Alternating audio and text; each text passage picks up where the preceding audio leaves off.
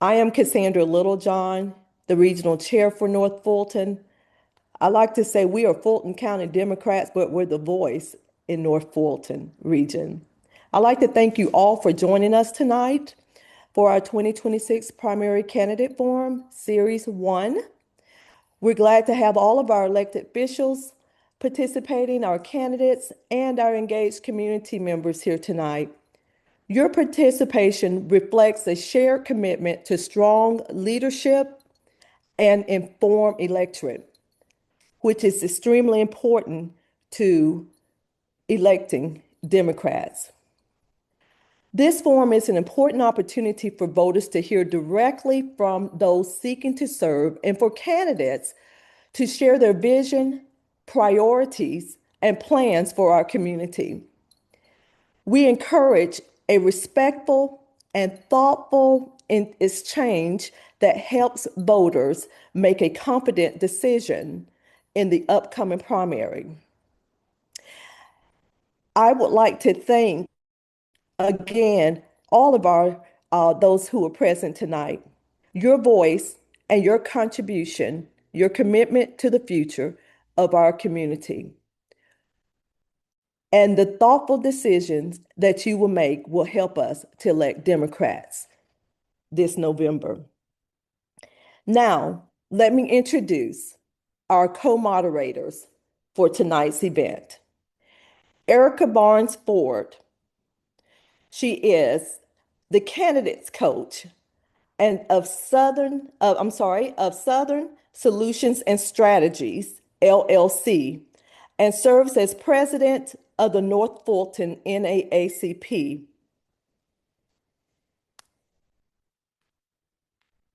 Seth Taylor.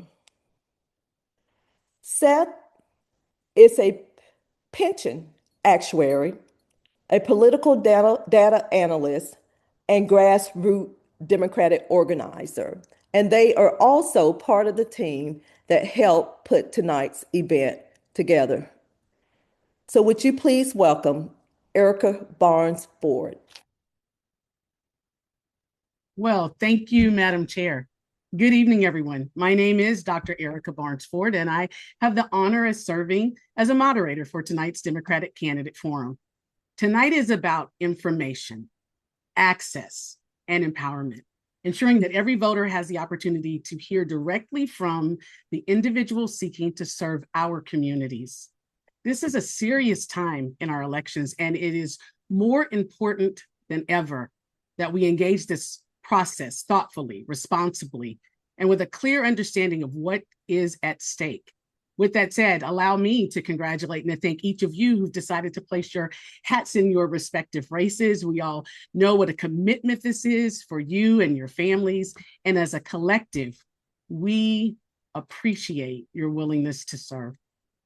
I'm joined this evening by my esteemed co-moderator, Mr. Seth Taylor, who will help guide us through tonight's conversation. Thank you, Dr. Ford, and thank you, Madam Chair. Good evening, everyone. I'm Seth Taylor, and I'm honored to serve as your co-moderator for tonight's Democratic Candidates Forum. Tonight is about helping voters make informed choices. We have candidates here seeking to serve at every level, and this forum is an opportunity for our members and the broader public to hear directly from them about their priorities, their experience, and how they would lead. We are grateful to every candidate who chose to step forward and run. Campaigning is demanding work, and public service requires real sacrifice, not just from the candidates themselves, but from the families and communities who support them along the way. Our goal tonight is to have a substantive conversation that gives voters a clear sense of who each candidate is, what they stand for, and what distinguishes them in these races. We want this to be informative, respectful, and focused on the issues that matter most to Democratic voters in North Fulton and across Georgia. Thank you again for being here, and let's get started. Fantastic. Okay, now for some house rules. Audience, please know that we've already met with and discussed tonight's protocol with each candidate. If you haven't already done so, and you haven't checked in, please use there is going to be a link that's placed in the chat that you can follow to check in for tonight's meeting. We also remind you to use the other QR code that was on the front. Thank you so much, Franklin, for sharing that again. To access the candidate's bio booklet, which includes biographies and contact information for those who wish to volunteer or to donate. That link will also be dropped in the chat for your convenience. And finally, audience, if you have a question regarding a specific position, if you want if you're interested in a particular race, we ask that you drop your question in the chat, but during that position segment. Please know that we will keep a record of the questions. So don't worry if your question isn't answered live. We'll attempt to have those questions answered later and shared with the larger group. Now, as for the program structure, the forum will proceed in the following order. Number one, unopposed May election candidates will be featured first. Those will be the judicial and municipal races, i.e. the school board. Each candidate is invited to give a 1-minute statement. Each will be asked one question and afforded 1 minute to respond. Time limits will be enforced to ensure fairness using a countdown clock located at the upper right-hand corner of your screen. For our non-primary candidates, specifically State House District representative races, those individuals will be recognized individually. Each will be invited to give a 1-minute statement if they're present, but they will not be asked a question due to time constraints. Sorry. Finally, contested primary races have been segmented by positions. So candidates will be grouped by the office they're seeking: U.S. Congressional District 7, Georgia State School Superintendent, Georgia State House of Representatives. During these segments, candidates will, again, introduce themselves individually with 60-second statements from each. Then each will have one question and 60 seconds to respond. Moderators will ask prepared questions, and if available, at least one audience-submitted question from the chat. Now, to reiterate what we discussed in our pre-show discussion, this is a Democratic primary forum, not a debate. This is not a debate. Candidates may differ in their approaches, but we expect professionalism and civility, as this is a space for informed civic dialogue. Now, let's begin by recognizing the 9 candidates who are running unopposed, and I'll turn it over to Seth to begin with our first introductions and questions. Thank you, Dr. Ford. While these candidates do not face competition in this primary, their leadership and willingness to serve remain critical to our democratic process. And of course, they will need your support in their respective elections. The Georgia Supreme Court may not be the most glamorous race on the ballot, but it is one of the most consequential. These elections are often overlooked, yet the justices elected to this court have the power to shape how laws are interpreted, how rights are protected, and how justice is carried out across Georgia for years to come. That is why this year especially, it is critical that we vote early, vote informed, and pay close attention to judicial and municipal races. At this time, I will invite each candidate to briefly introduce themselves, sharing who they are and the key priorities that guide their candidacy. We will begin with our candidates for the Georgia Supreme Court, Jen Jordan and Miracle Rankin. Jen Jordan was not able to join us tonight, but you can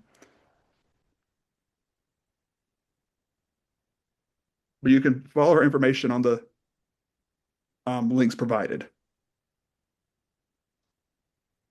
And we also have Miracle Rankin. Yes.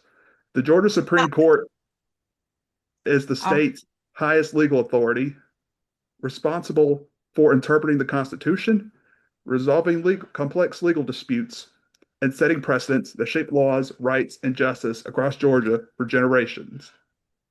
We will begin with Ms. Rankin. Ms. Rankin, you have 60 seconds to give an opening statement. Hi, good evening, everyone. Thank you so much for having me. I'm Miracle Rankin, And I am from Louisiana, but I've lived in Georgia since I was in high school. I went to Spelman here. I went to the University of Georgia School of Law, and my race is opposed. I have an opponent that I am going against. I'm actually running to unseat a justice that's an incumbent. So for those of you who are doing that, you know that that is a bit of a tall task. But professionally, I am a catastrophic injury attorney. I represent individuals across our state who've been severely injured. In that work, I realize the importance of the decisions that our courts make on my clients' everyday lives, on our everyday lives. And so I decided that I would run for the Supreme Court because it's important that we have justices on the court who are willing to interpret our Constitution as broadly as it is written, so that it makes sure we protect all citizens of the state of Georgia, not just the powerful. Okay, thank you. And here's your question. Your campaign says Georgia's highest court should protect, quote, the people, not the powerful, end quote. What does that principle mean in practice for the kind of justice you would be? You have 60 seconds. I would be a listening justice and an open, welcoming justice. For a lot of people, their first interaction with the court system is when something goes wrong or it doesn't go their way. And it can be very daunting for them to walk into a courtroom with a bunch of judges looking down at you and listening to your case. I think that the courtrooms of our state should be open and welcoming places where people can feel like that their position will be actually heard, and that a judge hasn't prejudged their issues before they even walked in, and that they're on the side of making sure all the people of our state are protected, not just people who are powerful or have powerful interests behind them.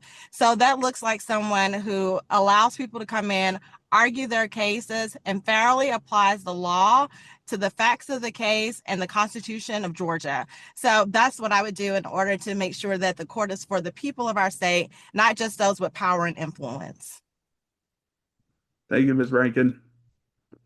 And another question here. What do you see as the proper role of the Georgia Supreme Court when the political branches overreach? The Georgia Supreme Court is our last line of defense in our state. And so the role of the court is to fairly apply the Constitution and the laws of this state so that we can have rulings that are fair to all people in our state. So that's the role that I see of the Supreme Court. Thank you, Ms. Rankin. Oh, thank you so much for that, Candidate Rankin. We appreciate your commitment to unfolding justice at the highest level. And next, we're going to turn to the role of Superior Court Judge. Now, the Superior Court Judge presides over major civil and criminal cases and ensures that justice is administered fairly and consistently at the county level. We're pleased to recognize Attorney Janice Moore as a candidate for this position. Welcome, Ms. Moore. Thank you. Thank you so much for having me and putting together such a well-organized forum. Thank you. I am Janice Moore, and I am running for Superior Court Judge. I am challenging an incumbent. I am challenging an incumbent who was appointed 20 years ago and has been unopposed. And I'm running because I believe that when people enter a courtroom, they need a judge who is going to listen to the cases in front of them, apply and uphold the law, and understand that every decision affects not only the individuals in front of that judge, but the community as a whole. I am currently the Deputy District Attorney. I'm over the Crimes Against Children Unit in the Fulton County District Attorney's Office. I have tried very serious and complex cases in Fulton County, and I understand when we have to be tough on cases. I've been a prosecutor for 8 years, but before that, I was a public defender for 10 years. And as a public defender, I helped create the Fulton County Mental Health Task Force, which created a sustainable mental health court. And in that role, I understood when we needed to show compassion to individuals in a courtroom instead of punishment. I've worked on both sides of the courtroom. My work has always been to protect the community and uphold the law, and I will continue to do that. This is a very great opportunity to elect judges because oftentimes we don't have the opportunity to choose the judges that we have. Oftentimes judges are appointed by the governor. And so I ask each of you to take advantage of this opportunity to have a voice and a say in the judges that sit on your Superior Court bench. Thank you for having me. Thank you so much. Now, I'm going to go right into your question. Your campaign says justice requires balance, and you've worked as both a public defender and a prosecutor. What does balance mean to you on the bench when due process and public safety are both at stake? Balance means that you have to weigh the cases in front of you and making sure that if a defendant is found guilty, that that person is held liable and accountable for their actions. But it also means protecting the community. And sometimes you can protect the community and hold an individual accountable through diversion programs. That does not always mean that someone has to go to jail or to prison. And oftentimes, studies have shown that rehabilitation can be more effective in reducing recidivism and better for the community when we can offer those diversion programs. So what balance means is looking at each case, because every case that goes before a judge is different, and understanding all of the factors that have to be weighed and looking at the case as a whole and not just from one side. Fantastic. Thank you for that response. Thank Your you. second question, if elected, what is one concrete change in courtroom culture, case management, or access to justice you would want to prioritize early in your term?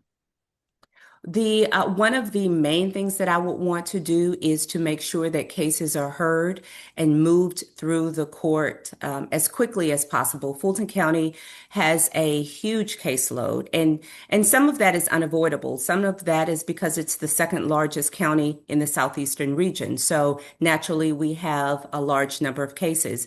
But managing the courtroom means that there are scheduling orders that are in place so that attorneys know that certain things have to be done at certain times, and those attorneys are held accountable for the work that needs to be done to help move these cases. And it's important that cases are moved because families cannot begin to heal oftentimes until their case is over. And so it's making sure that cases are heard, that if a case cannot be resolved, that cases are being tried and tried fairly, and that orders are given from the judge in a timely fashion. Thank you. Perfect timing with your response as well. Ms. Moore, thank you for your commitment to fairness and service in our within our judicial system. And good luck with your race. We're counting on you. Thank you. I'll turn everything back over to Seth. Seth? Thank you. Thank you, Dr. Ford. Next, we turn to candidates seeking to serve on the Fulton County Board of Education. Local school board members play a critical role in shaping the day-to-day direction of our schools, approving budgets, setting policy, hiring superintendents, and ensuring that every student has access to a high-quality education. We will begin with District 5, Jean Antoine. Our District 7 incumbent, Dr. Michelle Baranci, was unable to join us tonight. Please feel free to contact her using the links provided.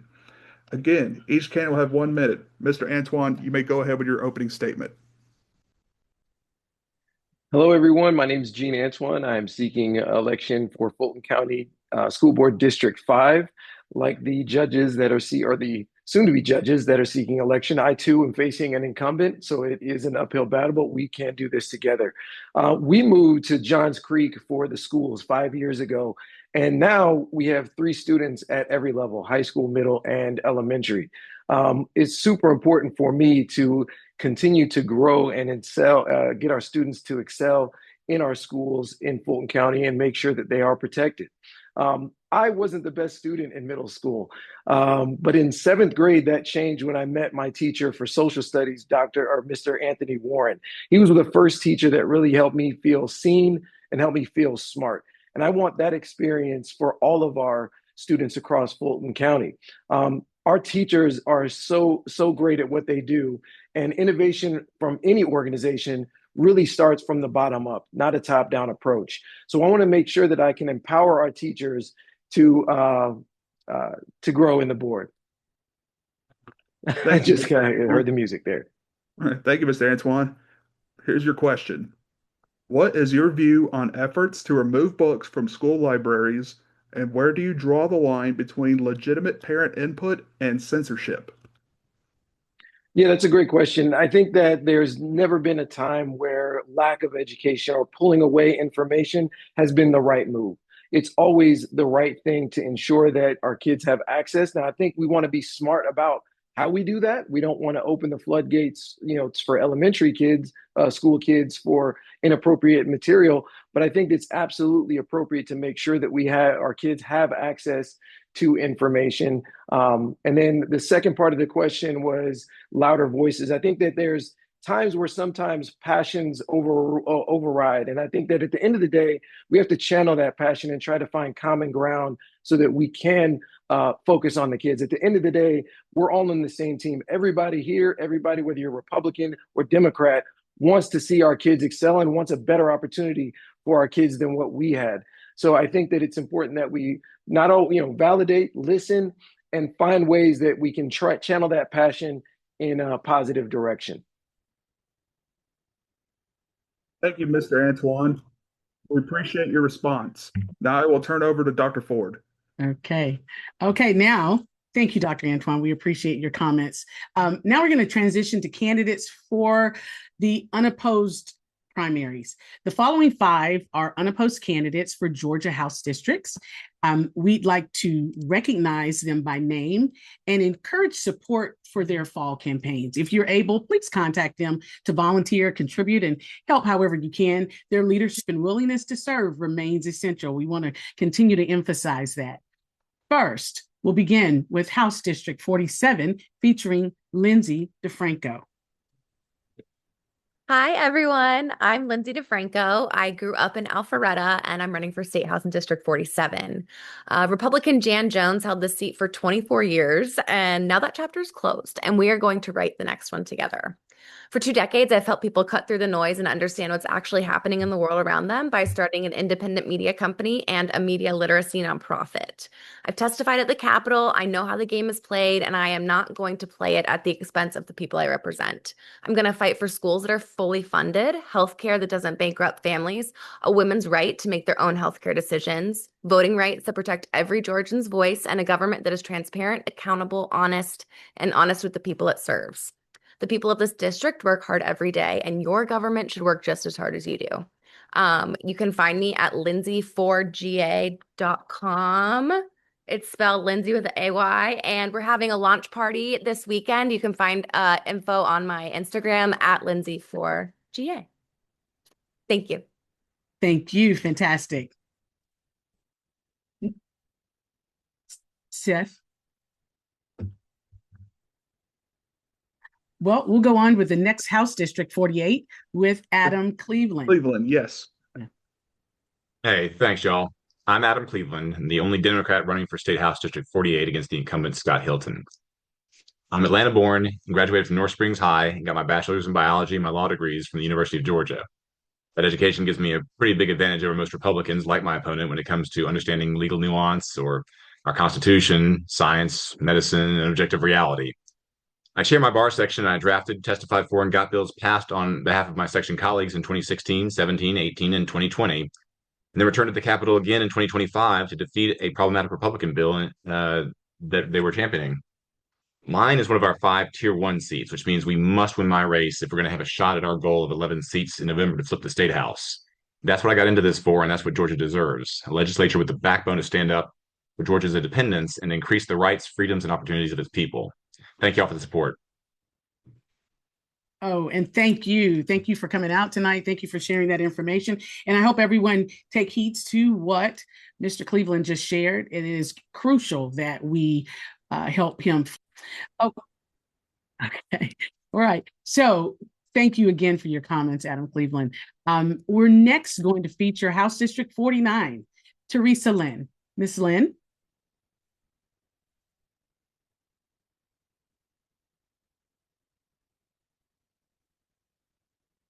What happened?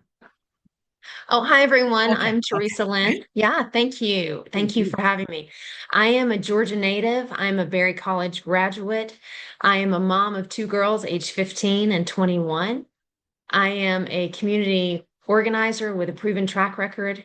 I am a teacher, a former teacher. I got my master's in early education and taught while I was living in Taiwan.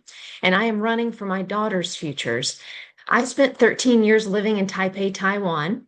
While in Taiwan, I formed an indivisible group and I organized events to support Democrats abroad. My priorities are making Georgia safer with common sense gun legislation. I'd like to make Georgia healthier by lowering healthcare costs and increasing access to healthcare for all Georgians. I want to work to repeal legislation that limits choice for women. That's my dog in the background. And I'd like to expand voter access by increasing ballot drop boxes and increasing polling locations. Well, Miss Lynn, thank you so much for those comments. And if anyone's interested in helping her, it's check her out at lynnforthewin.com. lynnforthewin.com. All the information is actually in the booklet. Next, House District 50, Dr. Michelle Au. Representative Au was unable to join us tonight, but please feel free to use her links and be in contact with her as well. Finally, incumbent House District 52 Representative Shay Roberts. Is Representative Roberts on the call? No. Well, Shay Roberts is the incumbent Democratic state rep for House District 52, running on a record focused on healthcare access, reproductive freedom, affordable housing, and support for working families. And she is currently the only candidate listed in her 2026 race. So for more information, you can go to her website at www.shayforgeorgia.com. Now, for our primary candidates. Seth, are you ready? Mm-hmm. Okay, take it away. All right. Members of Congress serve at the federal level, are responsible for crafting national legislation, securing resources for their district, and serving as a direct link between local communities and Washington. Tonight, we are joined by the following candidates: Tony Kozicki, Larry Long, Case Norton, and Jason Toway. After brief introductions, we will begin with questions. Candidates, you will each have 60 seconds per response. Mr. Kozicki? Hi, good afternoon. Thank you so much for having me. I am running to be your Democratic nominee for the 7th District here in Georgia. I think the most important thing in front of us right now is who can beat Rich McCormick. And I believe that my record will demonstrate to you that I am your candidate to do that. I grew up in LaGrange, Georgia. I attended the United States Naval Academy. Upon graduation, I flew F-18s in 3 combat deployments. After getting out of the military, I came back home to Georgia. I went to the Georgia College of Law and have practiced law here in the metro Atlanta area with my family. We specialize in criminal defense and immigration, and that is one of the primary reasons that pushed us over the edge to get into this race, is that we need a candidate that can stand up for the irresponsible administration and the way that they're conducting their policies now. With that, I would invite you to visit our website to learn more about our policies. We encourage you to reach out. We'd love to talk to you some more. Thank you.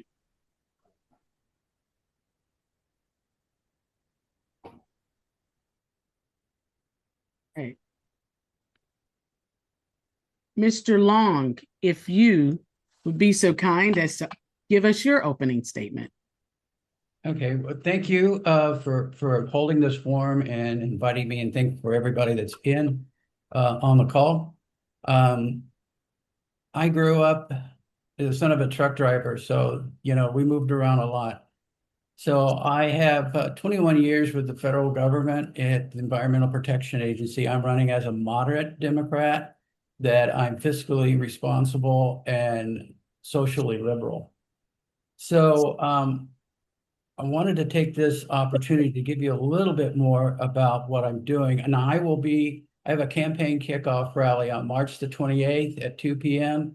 That's at Fowler Park, Pavilion 1 at 4110 Caroline Way. I've worked at both, I started my career in Kansas City. I went to Washington, D.C., and now I'm back here in Atlanta. I've been in Atlanta for 16 years. And I really wanted to talk to you one-on-one. I'm here to earn your vote, not only during the campaign, but also as your elected official every day. Thank you so much for those comments. Thank you. And we'd love to speak with you one-on-one. Next, we'll have Mr. Norton. Mr. Norton, feel free now to share your statement.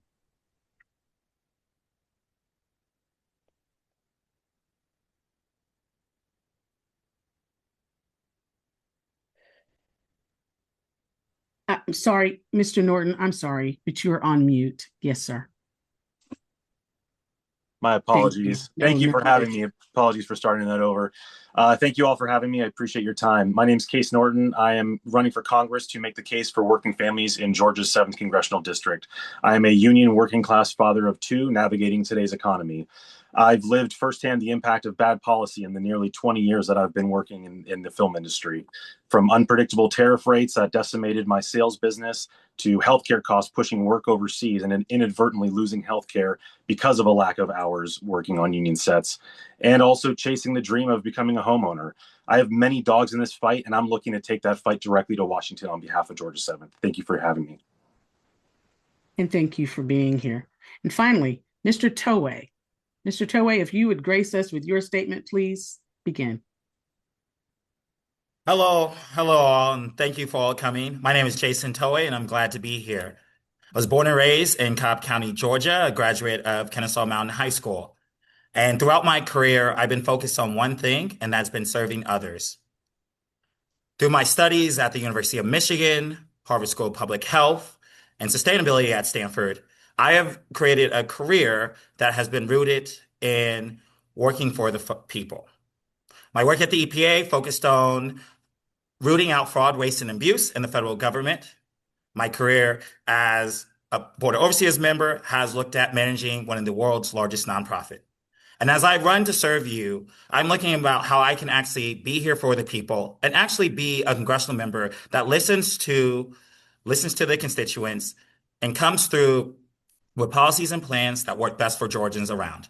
You can see more at my website, toyforcongress.com, or email me at toyforcongress@gmail.com. Thank you, and excited to be here. Thank you. Okay, now we will go with our first question. This is not an easy district for Democrats. What is your actual strategy of how a Democrat can beat Rich McCormick in November? Let's begin with Mr. Kozicki.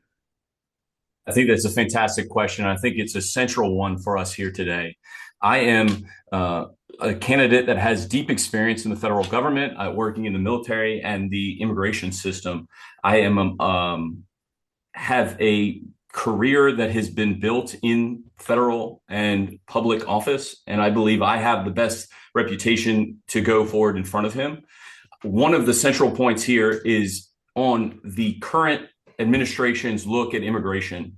I believe this district, especially in Forsyth County, which we lost by a large margin, 85% voted for Rich McCormick in the most recent election.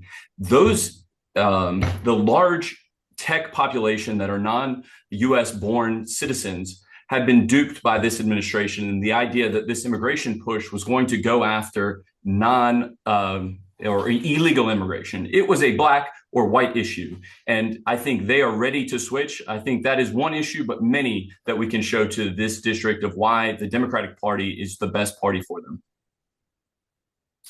Thank you. Thank you, Mr. Kozicki.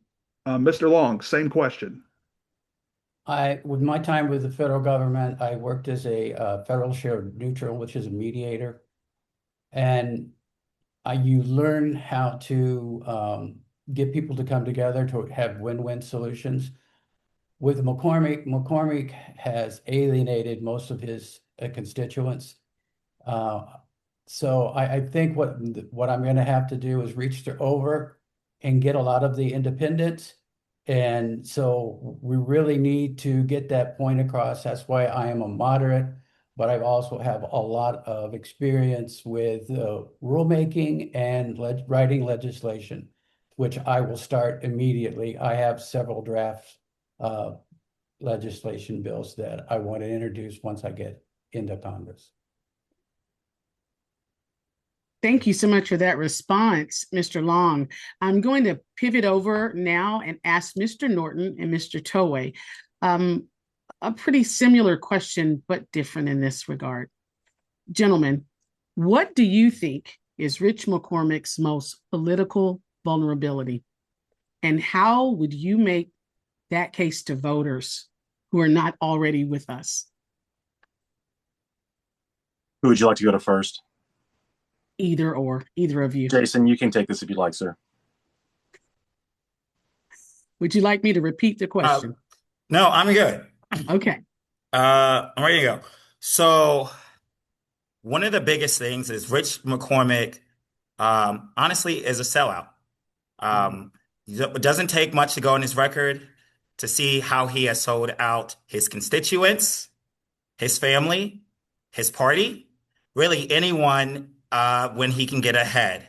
The second he gets into a position of power, he changes what got him there and what was his baseline. I'm not going to be too personal here, but I always like to say folks can go read Wikipedia's backgrounds and see more. I feel like coming in as someone here who has been consistent. I've been a lifelong environmentalist, public health, energy analyst. I care deeply about the people around me. And believe me when I say that I'm here working for you and that no matter where I go, I will always listen and I'm not selling out anyone. So that would be what I would say is his biggest vulnerability. That's his biggest vulnerability. Thank you, Mr. Toye. So, Mr. Norton, are you ready? I'm ready. Honestly, I think his vulnerability is not showing up for his constituents. And you hear me right? Okay, good. I'm not doing that again.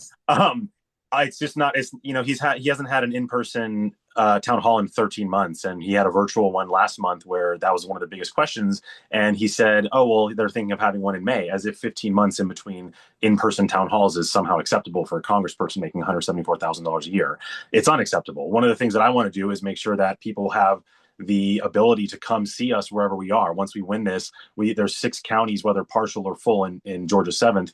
And what I want to do is have a town hall every 6 months in every county. So that way, every single month, there's a town hall that's happening that people can come to. That's not just central to Forsyth County. So folks up in Lumpkin County or Dawson County have the ability to see me where they are as well. And I think one of the biggest things is like Jason was saying, is he sold out not only his family, his party, but his constituents. And these people voted for him and he's nowhere to be found. So it's unrealistic to want to continue to vote for him.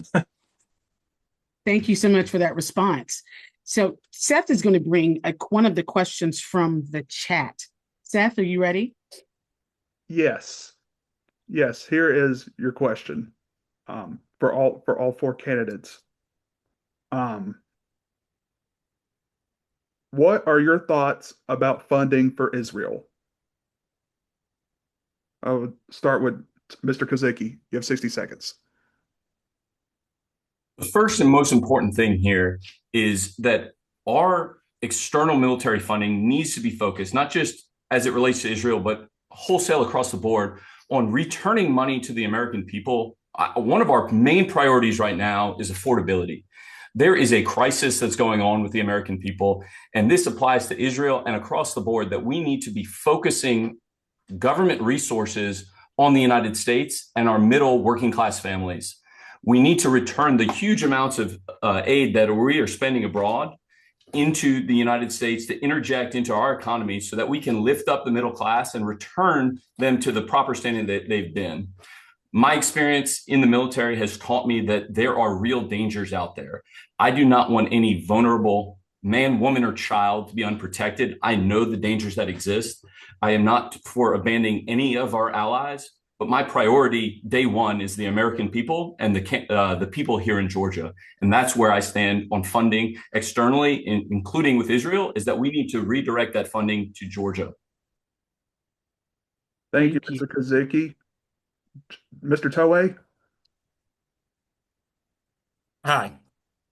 First off, I want to say that I want to be here to help protect our Jewish constituents, our Muslim constituents, all constituents in our district. And unfortunately, across the country, we've seen rises in hate crimes in a variety of groups. Regarding funding for Israel, Israel has been seen, and the institution, like the country, has been committing human rights violations and crimes that have been unacceptable. And with that being said, their funding cannot be going forward without a change in the policy and the program, what has been going on with Gaza as a whole. So as elected official, I would go in and make sure that we see a change and actually coordination that really helps protect humanitarian policies that are in place. And as that goes through, but really focusing on protecting our Jewish and Muslim constituents in this district to make sure that they are safe. Thank you for that. Mr. Norton? Yes, I think we need to have a major oversight on the dollars that we are spending and sending over to Israel and to other countries as well. Like Mr. Kazicki was saying, this isn't even just an Israel issue. This is a global issue where we stand globally. And I think we need to have a major look at where our dollars are going and where our military surplus is going and how it's being used. And if it's being used in any way to commit heinous violations or human rights violations, we need to immediately pull that funding for the sake of just doing the right thing. And what we're seeing is, mercenaries and contractors that are working under the IDF and institutions like that are committing violations left and right, whether it's picking off someone or shooting up a family. It's sickening. And above all else, my entire platform is about human respect. And what we're seeing happening in Israel right now is nothing short of the opposite of that for folks in Gaza. Thank you for your time. Thank you. Mr. Long? I'm going to address this as I normally would as a mediator. And when we look at mediation, we look at the power structure. And, when we're looking at power is the currency of a dispute. So how they spend that currency really has a lot to do with the outcome. So I agree that we need to really put controls on and get back the money that we have spent on any country that's doing human rights violations. So, because it drags us into this, and this is going to be a very long war. It's not going to be 5 or 6 weeks. And then we have to deal with the terrorism afterwards. So we need to defend the home front, and we need to make sure that the taxpayers do not pay for these wars from a wannabe king that's drunk on power and Rich McCormick, which is his codependent. So we really need to focus on how we can provide human rights to everybody, and we're not the global police.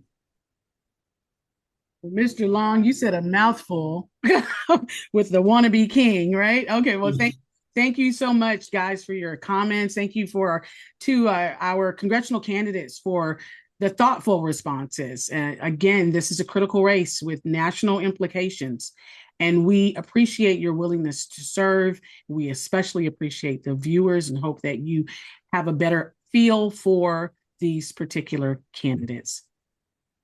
Now, on to the race for state school superintendent. This role oversees public education across Georgia, including curriculum standards, funding distribution, and statewide education policy.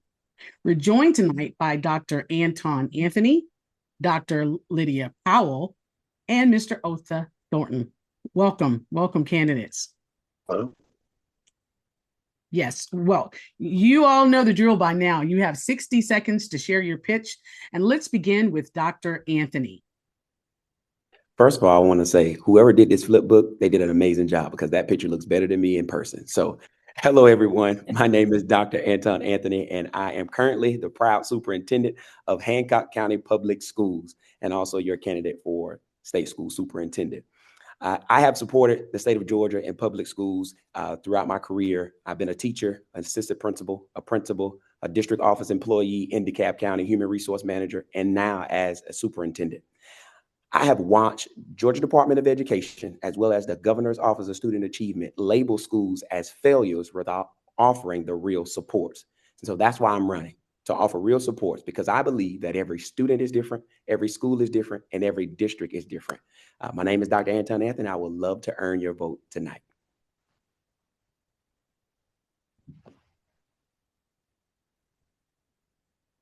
You want me to keep going? I'm sorry, sir. I was actually on mute. My apologies. Thank you so much for those comments. And we appreciate the work that you've done and that you continue doing. We're going to move on to Dr. Powell. Dr. Powell, would you please share your? Good evening, everyone. I am happy to be here with Today. My name is Dr. Lydia Powell, and I serve as an educator in Georgia. I've been an educator for 26 years. 24 of those years have been in the state of Georgia. My focus is expanding pre-K education. Only 38% of our third graders read at grade level. If we focus on preschool education, we will see those percentages go up. Secondly, I want to focus on testing and making sure that our teachers are trusted by decreasing the need for standardized testing. Finally, I want to focus on rural Georgia. When we look at rural Georgia, over half of the schools in rural Georgia are the schools that are failing. So I want to expand connectivity.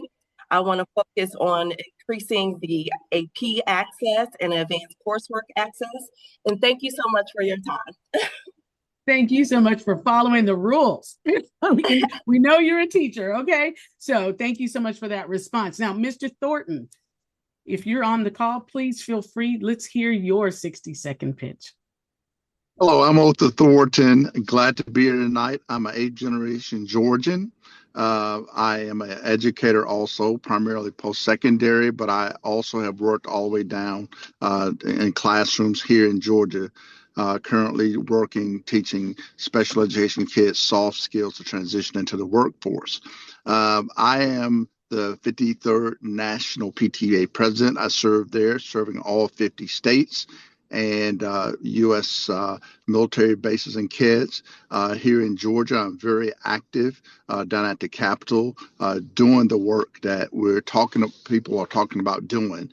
That's it. Okay. That was 1 minute. Yes. Okay, got it. So with that being said, my things are modernizing the funding formula, focusing on literacy, and also parent accountability and support for our school systems. Again, I'm at the Capitol on a regular basis, and I also advise superintendents around the state at urban, rural, and suburban districts. Thank you. Thank you. Thank you, sir. So now I'm going to ask a question of all three of you, and hopefully we have a chance to do a second question. And that question for all three is, what's the single biggest problem facing Georgia public schools right now? And what would be the first thing you would do if elected? Ma'am, I would take that question. The biggest problem is modernizing our funding. Our funding formula was set up in 1985. We're still operating on that formula. With that being said, I'm at the Capitol every year fighting for additional funding. Last year, I was able to advocate with the help of PTA and other agencies to get an additional $200 million. At the national level, I've been able to help, in DC bring in $90 billion in education for the entire country, and Georgia gets its cut. This year, that was a cut due to the new administration, but I'm working at every level to get funding in, and that's the critical piece. So we can do like wraparound services, address the mental issues that were, in the state based upon, COVID. We've seen how problems, expanded with kids during that time, social media and other issues. Thank you so much for that response. Dr. Powell, we'd like to hear your response to that question. Yes, and I would say definitely two main things. Number one is our nationwide teacher shortage. It has hit Georgia very hard. I'm currently an administrator, and part of my job is to hire teachers. For the past 5 years, I've had to open the school year missing science teachers, math teachers. And so we need to look at, number one, the salary scale for teachers. Number two, we also need to look at investing in ensuring that our teachers are able to take home more pay by putting more money into certain things like healthcare. So when you look at the insurance premiums, if we allow our districts to put in more funding for those kinds of things, that will help the teachers bring home more pay. The second thing I agree with Mr. Thornton is the QBE funding. We need to have a poverty on the QBE funding so that we're able to provide those resources to the schools where there's a need. Thank you so much for that response. And finally, Dr. Anthony. Well, mine is a little bit different. The biggest problem I would focus on is improving literacy. So as a current superintendent, I've seen firsthand that our students can't read on grade level and nothing else works. So not math, if a kid can't read, not science, not graduation, not career readiness, nothing works. And the reality is that too many of our children, especially in rural and high poverty communities, are behind and are never catching up. So my focus would to be focusing on early literacy, because when we fix literacy, we just don't raise scores, we change the trajectory of a child's life. Thank you so much for that response and for that clarity and for that insight. Interestingly, one of the questions we were going to ask as your second question would deal with the Georgia Quality Basic Education Formula, how it's formulated and how it hasn't kept pace with modern classrooms. So I'm going to skip that question and go to this one instead. Georgia's 2025 school safety law requires panic alert systems, school mapping, and expanded coordination around threat responses.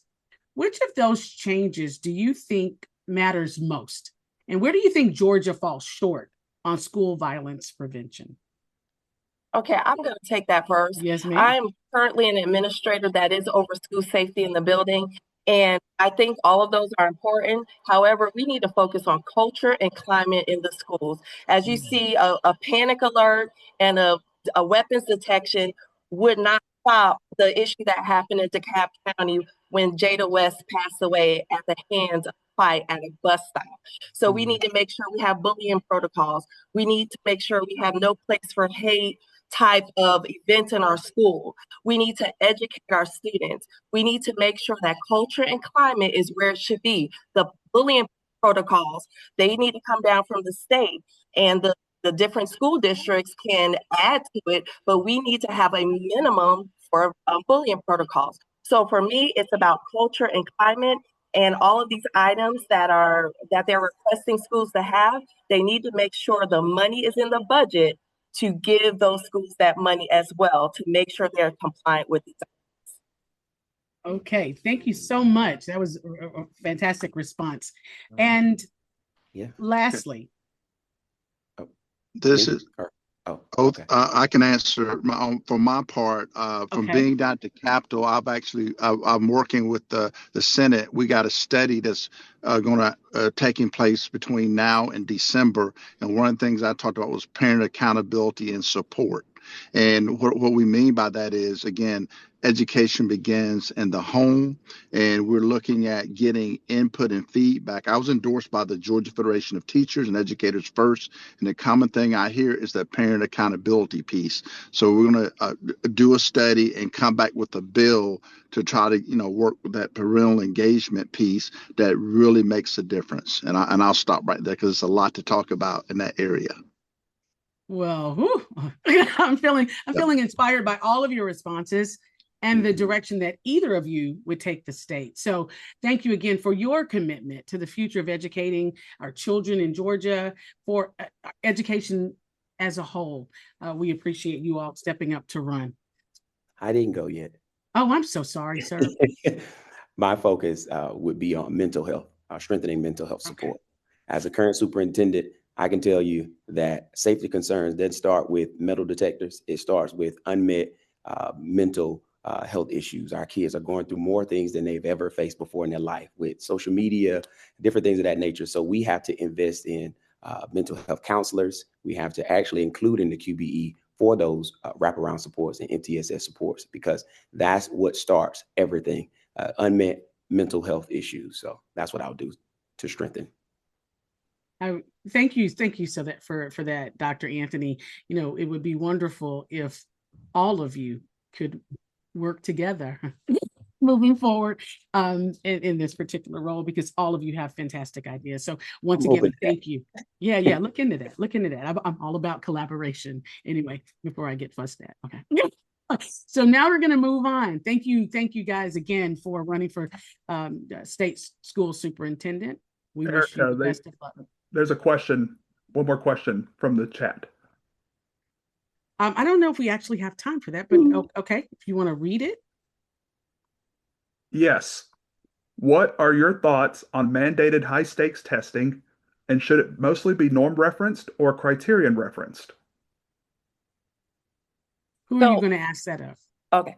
So that's part of my platform. That's number 2 on my platform, is decreasing the over-reliance on high-stakes testing. We are producing students that can answer a question, they can sit and get, but they cannot collaborate, they cannot create ideas, they cannot do the basic things that a job is going to want them to do and what they're going to do in college.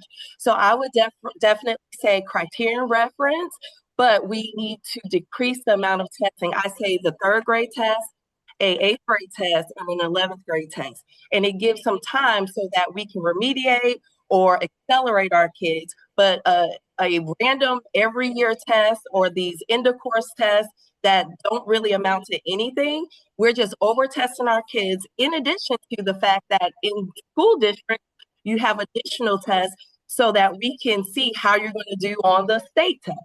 So the kids spend most of their day preparing for tests and testing. Would Thank you, either Dr. of you? Powell. And Dr. Anthony, same question. I agree. Criterion reference, because our testing should focus on mastery and growth. So that's what we're focusing on. The norm is just basic, but criterion reference. I agree with Doc. Okay. Sir, on that, Seth, on that one, I am against high stakes testing and criterion. And I believe in with the teachers being able to, assessing and then the growth model as far as education is concerned. Thank you, Mr. Thornton. Okay, well, thank you again, guys, for that particular segment. Now we're going to move on. If there are additional questions, we'll make sure that we get those to you and get the answers to your constituency. So now we're moving to candidates seeking to serve in the Georgia State House of Representatives. Now, state representatives they are lawmakers at the state level, proposing and voting on legislation that impacts life daily, from education and healthcare to transportation, housing, and economic development. Beginning with District 25, featuring Elaine Padgett and Metin Vargonen. We're going to we'll open up the floor for this particular seat. Now, unfortunately, Elaine Padgett could not attend this evening as she's recovering from illness. Please keep her in your thoughts and prayers and check out her contact information. Mr. Vargonen, this is all about you. We're glad that you could join us, and now you have 60 seconds to share your intro. Hi, thanks everyone. I'm Metin Vargonen, running for House District 25. I'm a scientist, a battery engineer, and more importantly, a father. I'm running to build a better future for my kids and all the young people of Georgia. My son, Alexander, he's 12 years old and he loves to code. And the way artificial intelligence is progressing right now, I'm not really sure what's going to happen to him when he gets older. So my platform is focusing on the regulation of artificial intelligence with a bill of protections. Artificial intelligence needs to be defined as a tool, not a person. It should be used to help us, not to take our jobs. And it needs our permission before it's going to use our data for any kind of generative work. Also, I have a daughter. Her name's Rosalind. She's 10 years old, and someday she's going to want to start a family. And I want to make sure that we can repeal the egregious heartbeat bill that makes it so that women have huge risk of complications during pregnancy in Georgia. Thank you. Thank you. Perfect timing. Now, without delay, allow me to ask you this first question. Sure. If elected, what is one bill you would most want to file or champion in your first term? And why should voters in this district care about that? Yeah, great question. So I would focus initially, again, on regulation of artificial intelligence. We need protections against job displacement. A lot of the people in District 25 are tech workers, and they're at risk of being replaced by not AI, someone using AI that thinks they can make more money by replacing a worker with a tool. And so I would advocate for better job protections and better and just more accountability for those who would use the tool in that way, in addition to making it so people's online content would just be freely available to the artificial intelligence companies. There needs to be protections against that. People need to be given their permission. It should be opt-in, not opt-out. If that data has value, then people should get fairly compensated for that, or else their work shouldn't be used for that. Thank you so much for that response. Now I'm going to ask a question from a second question. Yeah. Todd Jones has held this seat since 2017. What's your strategy on how a Democrat can finally flip House District 25 in 2026? Yeah, it's a special year, certainly with the immigration issues that are coming out as well. And there's a high population of immigrants in HD 25. So my platform also is going to focus on protections and due process for all legal residents, in addition to, again, protections against AI, reduction of actually corporate ownership of single family homes, and the everyday problems that people have, which Todd Jones really has more or less ignored. And if you look at his donor list right now, it's mostly insurance companies and PACs. Most of my funding is coming from grassroots donors. And I'm talking about artificial intelligence. I've got a background in technology that I don't believe it comes even close to. So I think if I can focus on the real problems and not try to focus on left versus right, that I can actually flip the seat, because I'm talking about things that people actually care about. Thank you so much for that response. Yeah, thanks for having me. And you're welcome. Absolutely. And good luck with your race. We are moving on. Okay. Seth? Yes. All right. Let's turn to District 51, featuring Aaron Baker and incumbent Representative Esther Panich. Each of you will get a 60-second opening statement. And if people have questions, please write them in the chat. All right. Let's get started. Ms. Baker, the floor is yours. Oh. Hi, my name is Aaron Baker. That's Aaron with 2 A's, and I am a progressive in action, not just talk. And I'm working to make history and transform Georgia politics. And I know that sounds ambitious, but here's how I'm doing it. I've used my expertise as a software architect to become a digital organizer, and I make Georgia politics more accessible by designing powerful tools that simplify legislation and make it easier for people to get involved and expose dark money in politics. And I use my platform of over 50,000 social media followers to show people how to take action. And I'm bringing the same culture of innovation and transparency to the Capitol to bring an unprecedented level of engagement and innovation to the Georgia legislature. And if I win, I could make history as Georgia's first openly trans legislator. So that's it. We are transforming politics. We're making history. I am the only candidate in this race who doesn't take corporate money, and I am the only candidate who doesn't endorse Republicans. And my campaign is powered by people like you. Thanks. Thank you. Thank you, Ms. Baker. Representative Panich, the floor is yours. Thank you so much. When I first ran for this seat, I promised to put District 51 first and get results for the Democrats, and I've done that. Just this afternoon, a bill I worked on to create civil rights protections for all Georgia's kids against discrimination passed the full Senate and is now heading to the governor. I authored the Family Justice Center's bill for domestic violence and child trafficking and sexual assault survivors, which also passed the House unanimously and is waiting for a Senate vote. Last year, I led the Democrats on IVF protections, which was the bill that Governor Kemp signed. I co-sponsored Georgia's anti-Semitism definition bill and got it signed into law. I've also stood on the House floor and fought against Republicans who passed RFRA, which is a license to discriminate against LGBTQ plus Georgians, religious minorities, and women. Georgia Equality has endorsed me twice. I vote for LGBTQ plus reproductive rights, Medicaid expansion, gun safety, and every single time. I've won this district twice, and I will continue to fight. Thank you, Ms. Panich.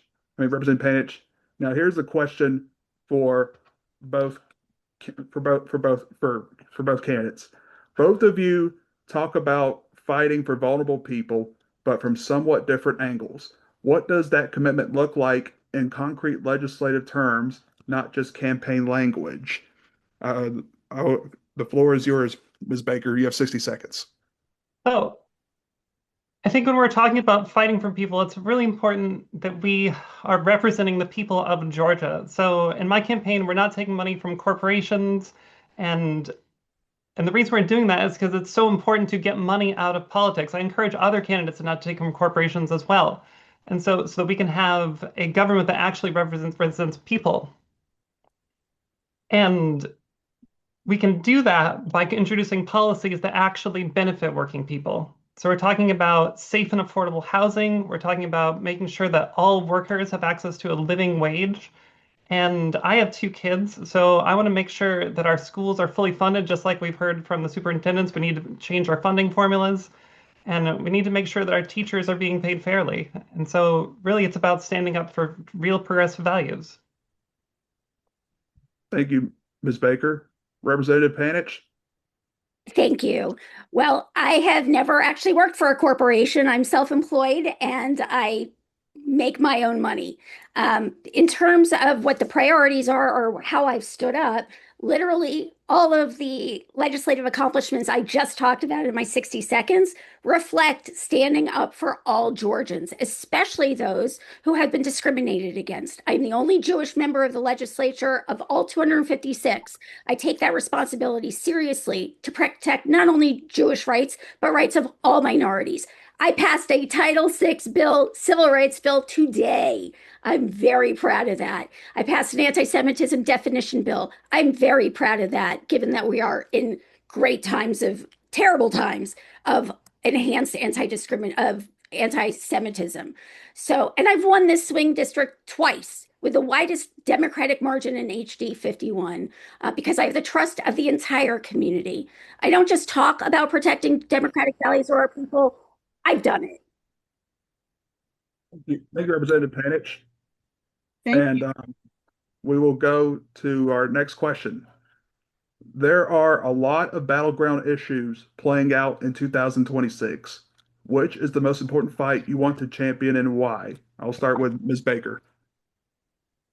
Oh, I think when I'm knocking on people's doors, the number one thing I am hearing over and over again is that we need to work on affordability, whether that's affordability at the gas pump at the grocery store, and we're especially seeing it when it comes to affordability of housing. So what we need to be working on is we need to end Georgia's ban on rent control, because currently it's banned statewide, and we really need to bring power back to our cities so that they can actually create affordable housing again. And another thing we need to be doing is make sure that we're strengthening our tenant protections, so that there's a lot of our renters are living in extremely unsafe conditions. And I've seen it myself when knocking on doors in this district. There's a lot more we need to be doing to protect people. Thank you, Ms. Baker. Representative Panich? Thank you. Well, instead of just talking about affordability, I've actually done something about affordability. Last year, I co-sponsored the Protect the Dream Act, which is a bill from Representative Phil Lallier, which would prevent corporations or corporate entities from buying up single-family homes so that normal people, working people, can't afford them. So that is a bill that's not just a Democratic bill, that's also a Republican bill. It's a priority for both parties. And I think working together, which is when we get the best results for all Georgians, we can get this done. I'm not just talking the talk. I've listened to my constituents. I know it's important. Affordability is the number one issue right now, but I'm actually and have been doing things about it. Thank you. Thank you, Representative Panich. And I want to turn over to Dr. Ford. Well, thank you so much. And thank you, ladies, for your responses. Those were tremendous responses that I know that the viewers appreciated hearing your opinions. Now, audience, we're winding down. So we're going to now speak with House District 53 candidates featuring Tim Dorr and Beth Fuller. Welcome to the both of you. Mr. Dorr, if you would take your 60 seconds, please. Sure. Thank you. Hi, Dr. Ford, Cassandra, Seth, good to see you too. Thanks for having me. I'm Tim Dorr. I'm a candidate for State House District 53. 25 years ago, came to the state as a young college student. I was able to do so because of my parents. They were hardworking middle-class folks that saved up for their dream of sending their kids off to college. And I built on their dream to find my own success here in Atlanta. Along the way, I've worked with and mentored thousands of fellow entrepreneurs and founders to help give them a chance to achieve their own dreams. But in the past few years, I've seen something rather concerning. They're giving up. And they're putting the dreams on an indefinite pause because they're being crushed by the economy, by housing, by healthcare costs, and by a lack of support from their own government. The status quo in the State House isn't working for Georgians. It's time for a change of leadership and getting District 53 and Georgia back to work for our citizens. Thank you for that. Ms. Fuller. Hi, thank you so much. Thank you. Can y'all see me? Yes, hi. So Yes. I think it is a great time to be a Democrat right now. I was watching the election results last night in Florida, and that district that covers Mar-a-Lago flipped.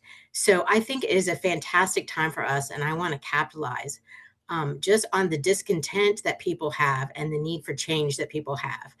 The direction we're going in is not right, and we're going to change it. We're going to change it by putting a Democrat in the seat for the House District 53. So for people who don't know, 53 covers Buckhead, half of Buckhead, some of Sandy Springs, and some of Roswell. So it's a fantastic district. My background is in public health, so I'm going to be focused on healthcare because that system is collapsing, and I'm going to be focused on safety, including taking on the gun lobby. And I realize that I am about out of time, so I would love to continue the conversation with anyone at any time. Thank you so much. Thank you so much. I'm going to go right into the question. And I'll ask this of Mr. Dorr first, and then again. Okay. The question is, what is your top priority for House District 53? Is it healthcare affordability, public schools, public safety, housing, economic opportunity, anything else? And what would you like to actually do first? Yes, it is more broadly affordability across the board. I kind of break that down into housing, healthcare, and then education/childcare.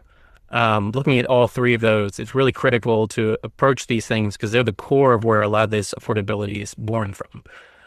There's two ways to reduce property taxes. One is to just cut them, like we did in the House or in the Congress more recently.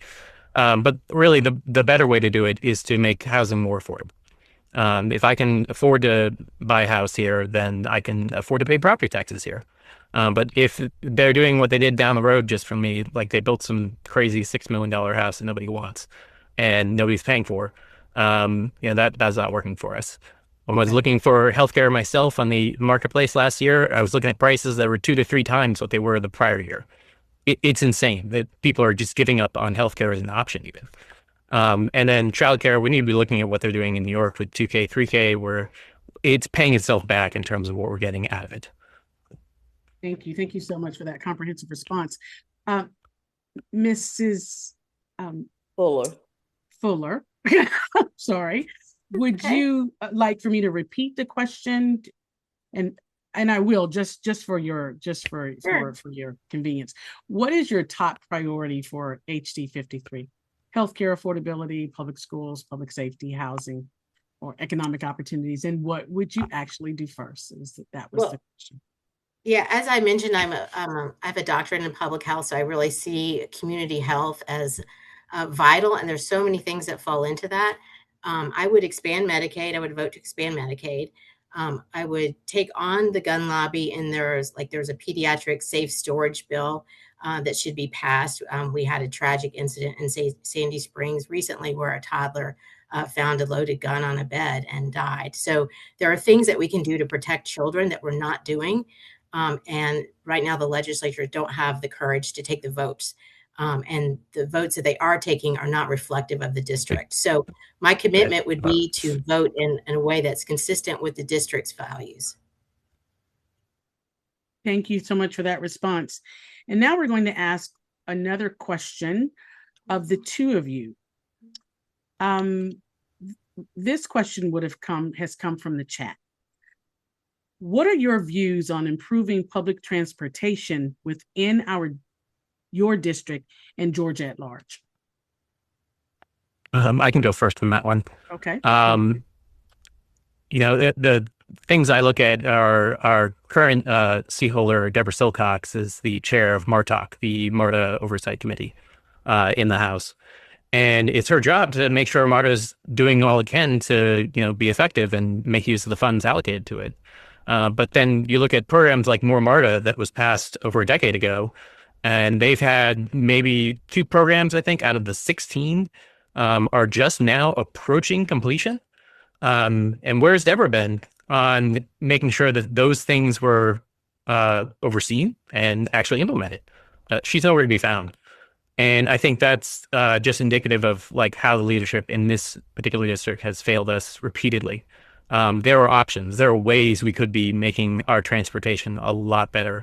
And nobody is there at the wheel making sure it actually happens. Thank you for that response. Dr. Fuller, and forgive me for not knowing that before. Dr. Fuller, if you could answer that same question.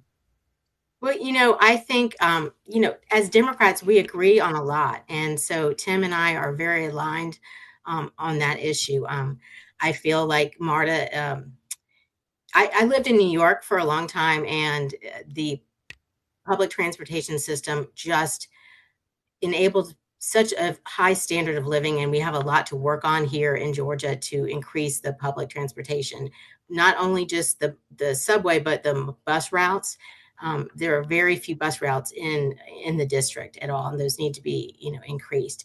So I agree with Tim on those issues, and also on the issue that Deborah Silcox, it just doesn't show up, and that is a big issue. You need your representative to show up.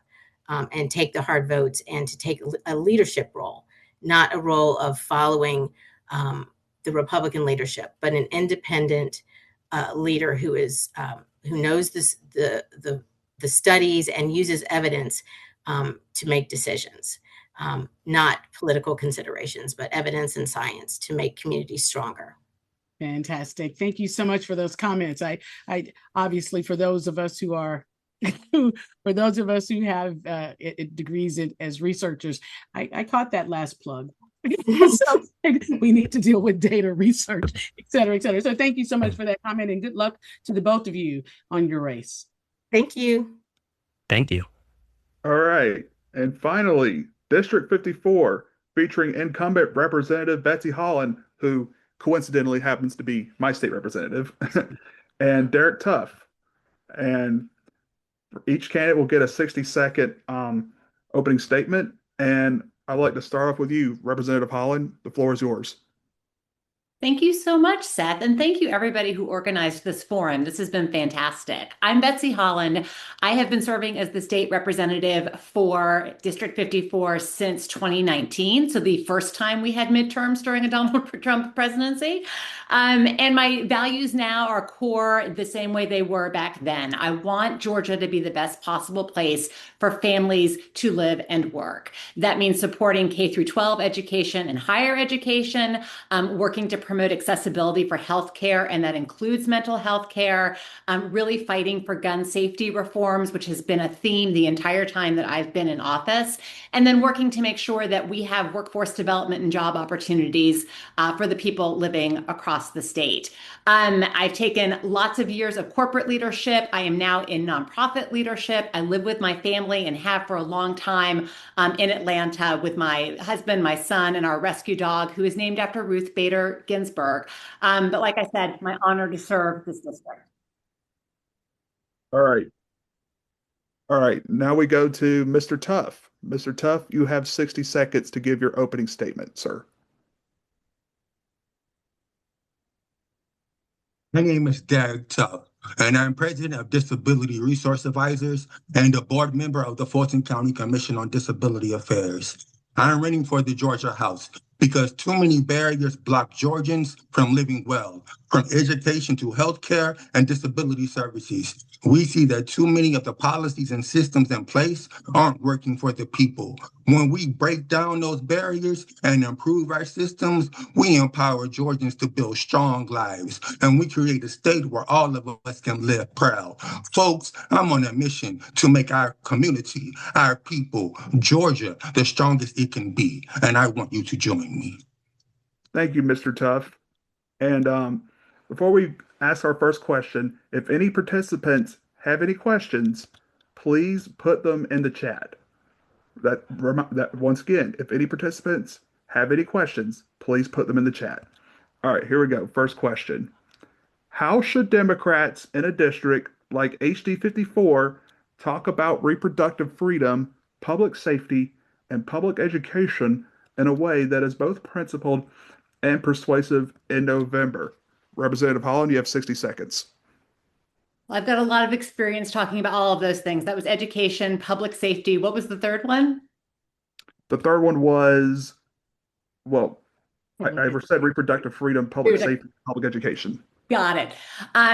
And so I think we talk about it in a way that we have already seen that polling broadly supports. Overwhelmingly, Georgians want women to have the opportunity to make their own healthcare decisions. All people, actually, to be able to make their own healthcare decisions between them and their doctors.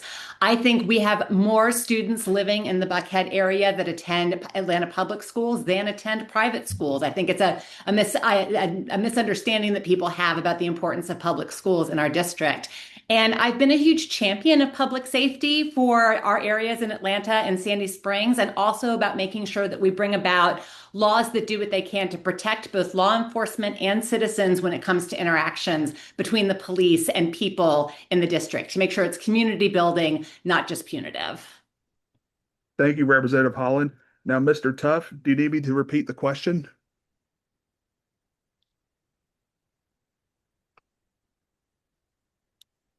Mr. Tuff, you're muted.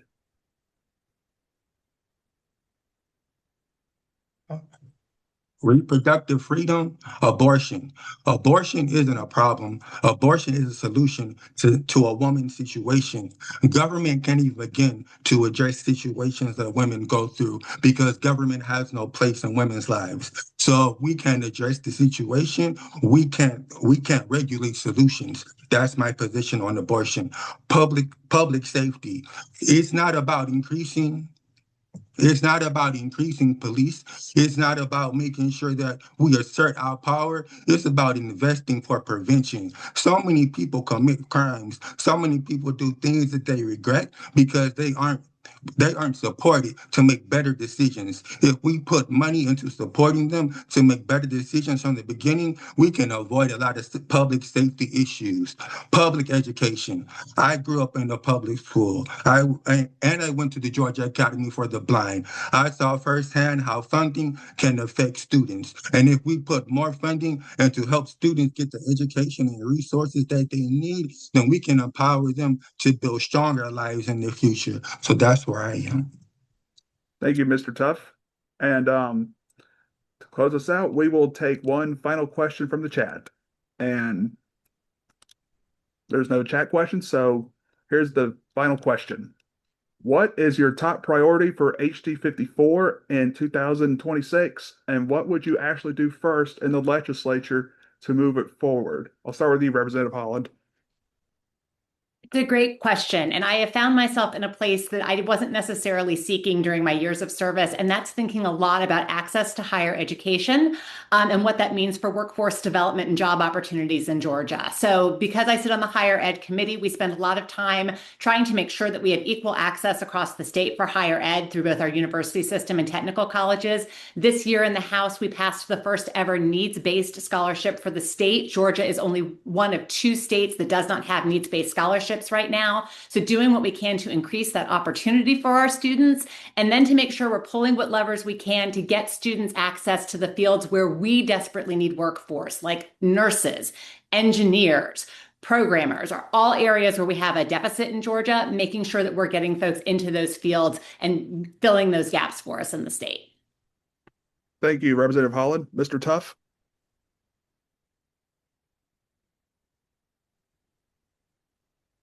about housing. You know, I'll be completely honest with you.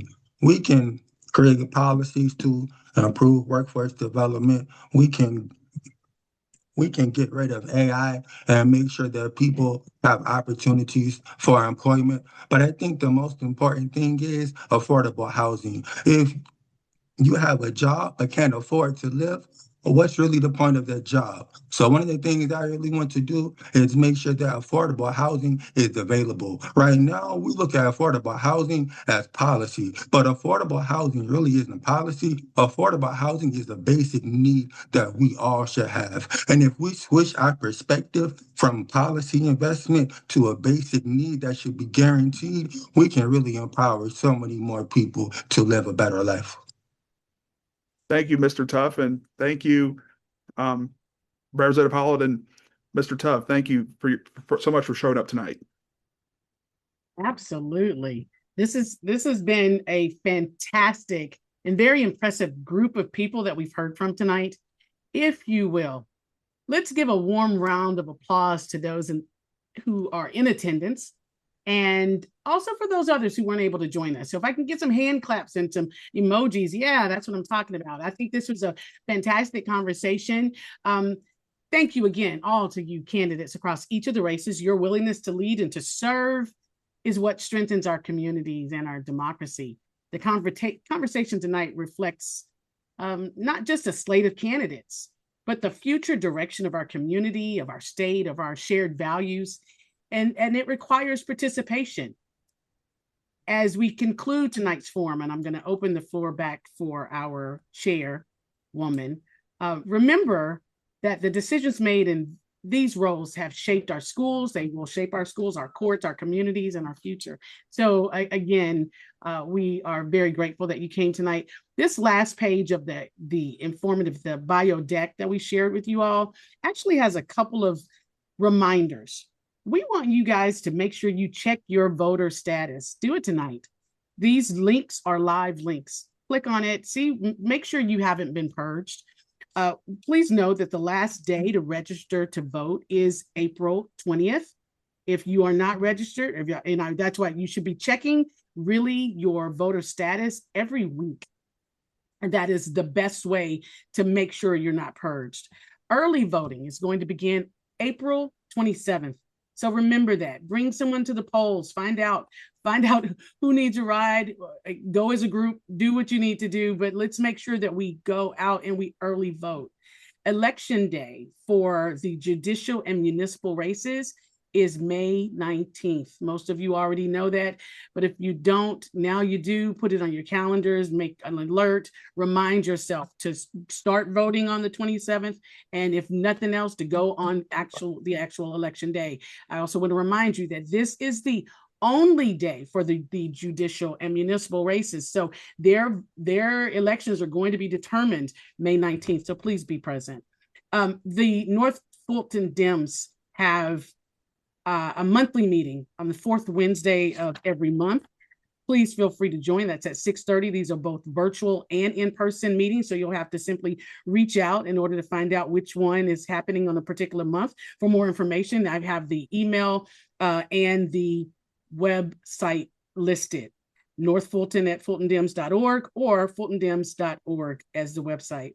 The Fulton Democratic County Committee monthly meeting is the second Thursday of every month at 7 p.m. It too is virtual and in person, so you'll have to call and follow up. And finally, we want you guys to participate if you can in our No Kings March events this Saturday, March the 28th. There are 4 in our area. The Roswell March is going to be at the corner of Holcomb Bridge and Alpharetta Highway from 12 until 2 p.m. The Peachtree Corners Sandy Springs line will have a group there on Spalding at Holcomb Bridge beginning at 1 p.m.